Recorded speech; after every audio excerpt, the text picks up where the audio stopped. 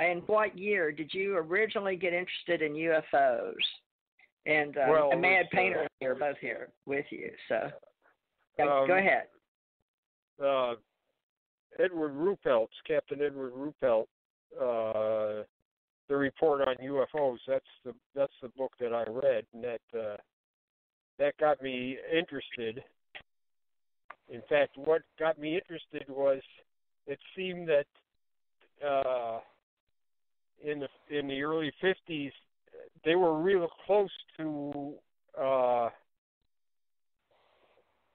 getting something done about UFOs. I mean, so many times they sent up interceptors, and they were just left in the dust and everything.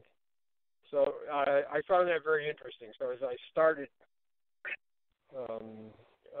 reading more, and then I started seeing that what I could do is collect things. I could go through old newspapers and find accounts of UFO. So that was another thing I started to do. And then when I became an adult, I tried to help Ted Blocher with his 1947 report. I got into it pretty late after he had pretty well written his book, but he continued to collect material afterwards, so I helped him out on that. And when I got out of I still collected stuff while I was in the military, but when I got out of the military, when I retired from the military, I put in for one of the grants that they had when they had the UFO Coalition, which was MUFON, the Fund for UFO Research, and CUFOS. And I put in for a grant, and I got it. And what the grant was is to go back and look at the 1947 wave, which is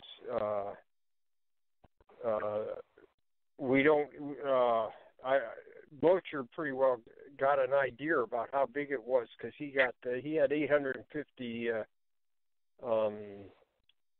different incidents that he collected. He looked at about 200 newspapers. I just carried that on until I had looked at and the people that were helping me. I had about 300 people worldwide helping me do this. So we found about nearly 3,000 UFO reports for 1947. Everybody kind of thinks that in 1947 everything was in the distance. The UFOs were in the distance. I like to say right now that that's completely false. Almost every activity that UFOs have engaged in is evident in 1947. So close encounters,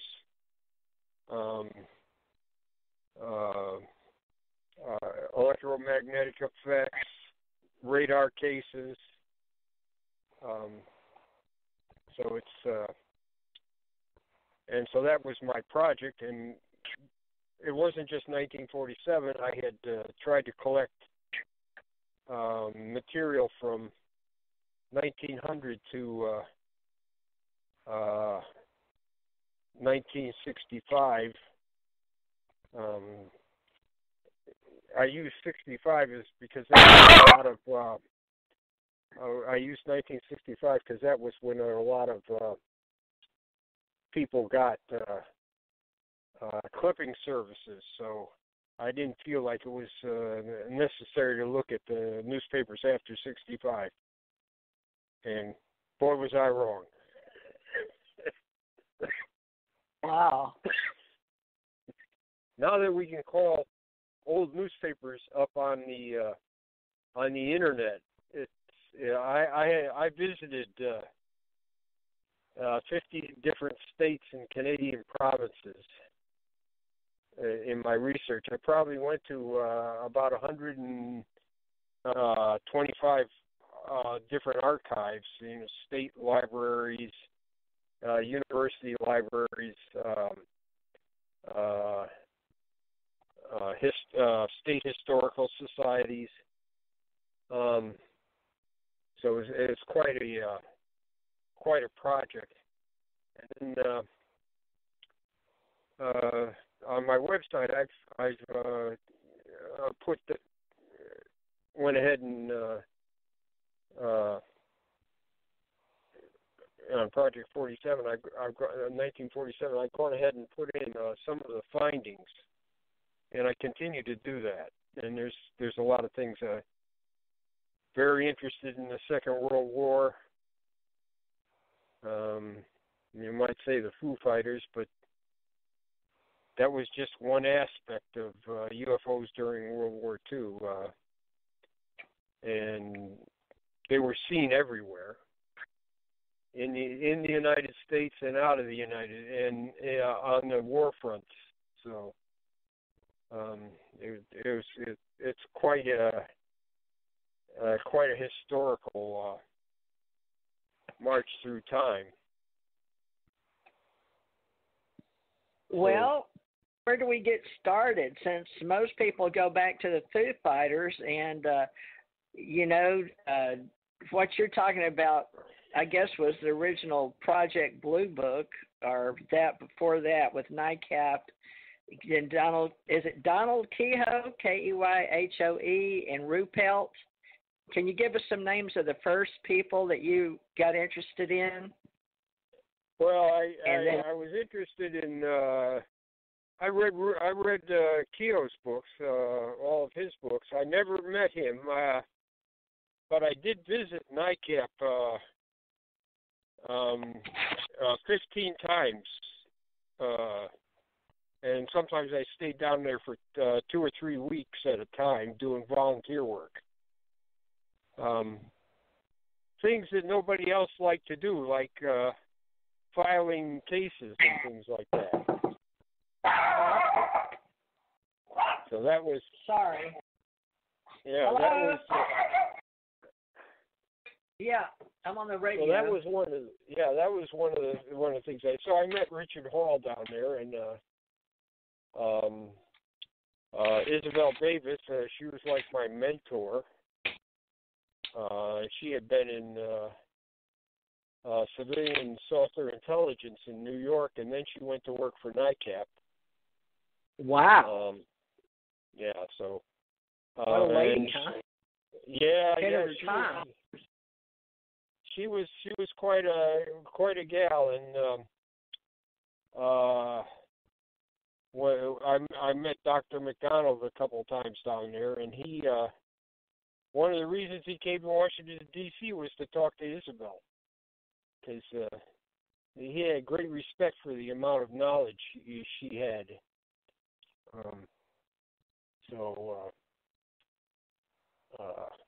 And of course, I know the people in Kufos, and I've been in MUFON, and I knew Don Berliner, and so most of the people. Oh, you knew Don. I talked to Don. We're gonna have to change this whole show up. All right, Tell me what you know about Don. I called him Berliner, but it's Berliner, huh? Yeah. Well, I don't know. I met him down there, and we had a mutual friend in Scotland named Julian Hennessy. If you look on my site, I have one of his essays about British UFO, British government UFO investigations, and also his attempts to get official records and everything. And Don and I both knew him.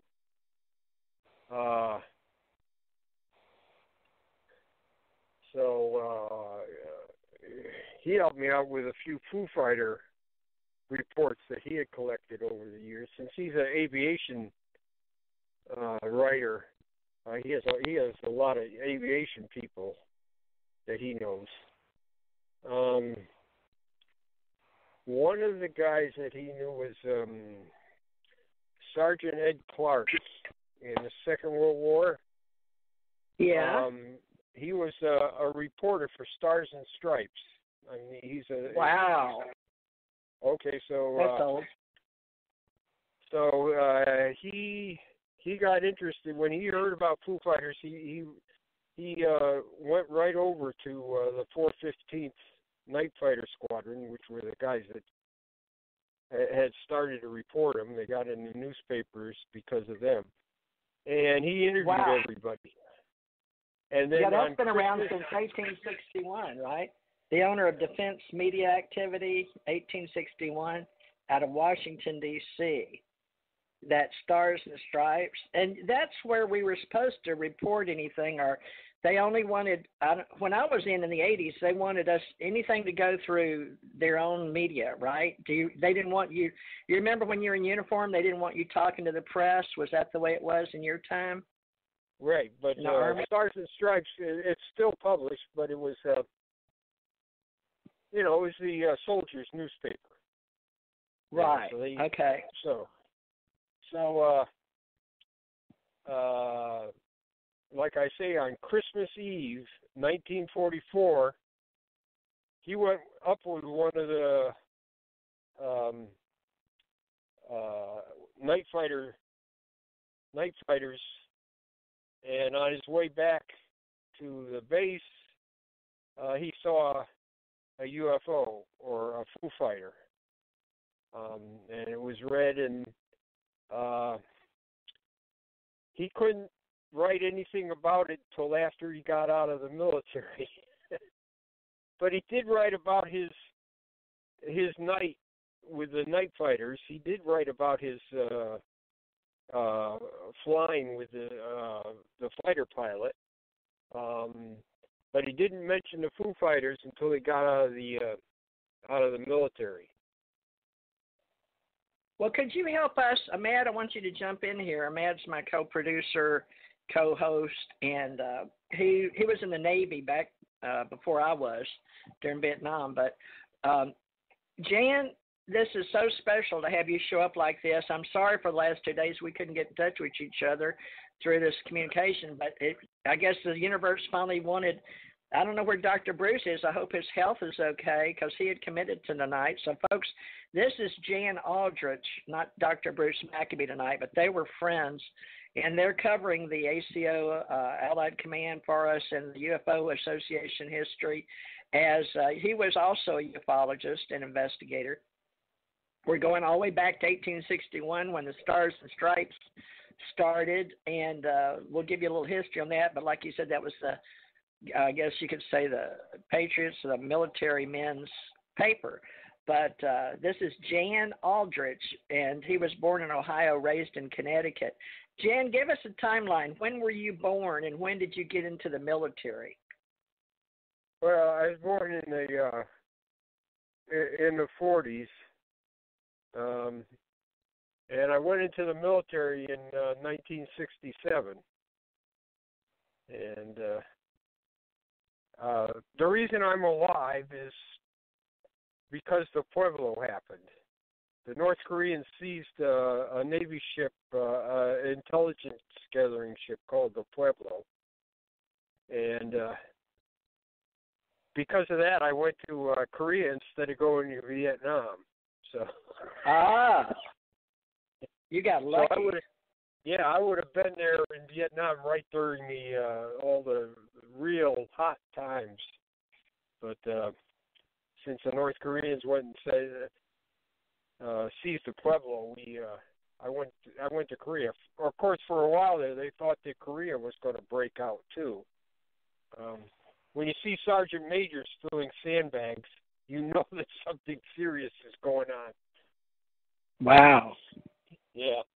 So did you go to North Korea at all? No, we were not up on the DNZ, but we were close to it. I was at a place called Santeria, and then which is, I don't know, about